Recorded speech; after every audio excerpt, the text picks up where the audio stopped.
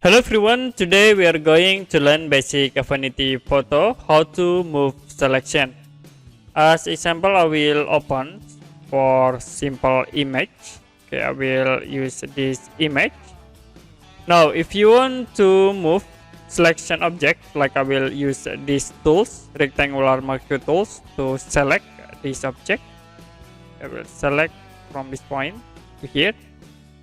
Now, if you want to move this selection object, you can copy and paste. You can Ctrl C and Ctrl V to paste, so it will be create for new layer.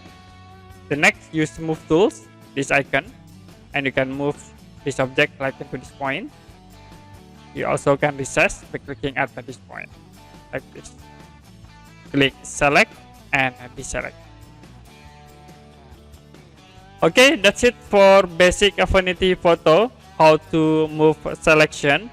And if you have any question about this tutorial, you can comment below this video.